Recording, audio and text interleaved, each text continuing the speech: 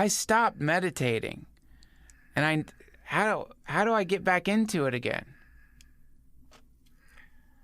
It's like getting into the water after a cold winter, and the water's too cold, and you think you're afraid to go back in. That's it. A little at a time.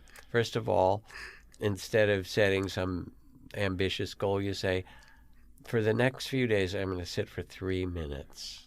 Just for 3 minutes, you can't really do it wrong, right? You just sit there. Right.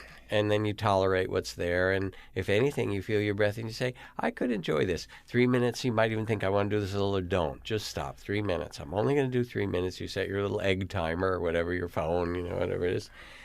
And you say, let me just feel this breath and feel my own humanity with its 10,000 joys and 10,000 sorrows, with the ocean of tears and the magnificent beauty of life.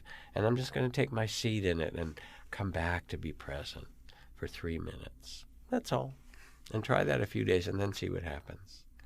Thank you. A little at a time. Cool. Thank you. That's the answer, of course. Yeah, because I always want to do, I'm going to do an hour.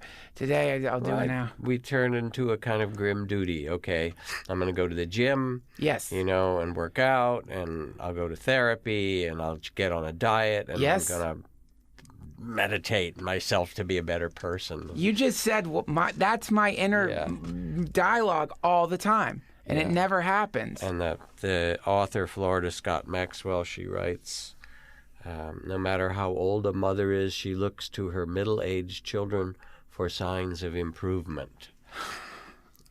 And we internalize that stuff, and we're going, okay, Duncan's going to be a better model.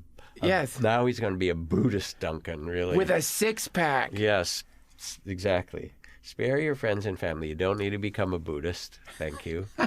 The point is to become a Buddha and not a Buddhist. And to become a Buddha means to have real compassion and mercy and a tender heart, even for the times when you don't have a tender heart. How do you do that when you don't?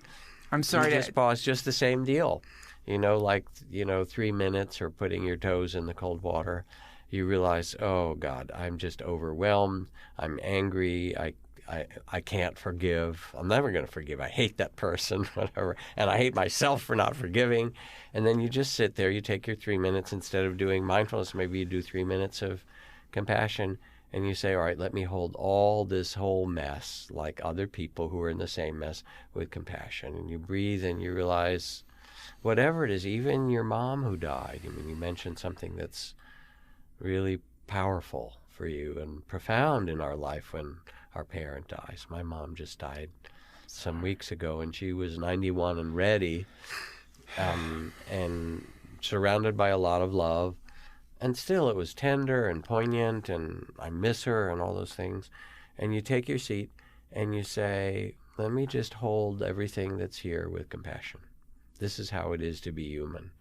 It includes forgetting, not hating, forgiving. I'm never going to forgive, feeling bitter, feeling lost, and say, oh, this is what feeling lost is like, and lack of forgiveness is like this, and so forth. Let me hold this whole thing with compassion. And then the other thing you can do is remember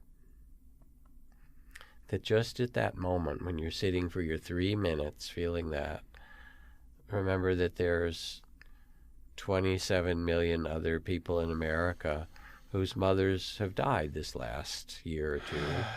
And when they let themselves remember and sit quietly, their heart aches and they're sitting there with their stuff too. And you're all being human together. Thank you.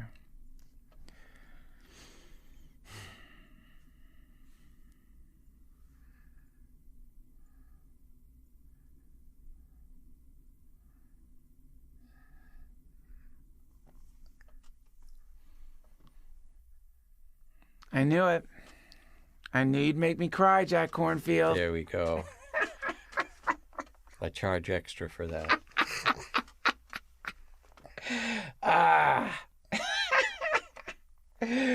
Wow. Man, I really hope you keep doing this podcast. This is great.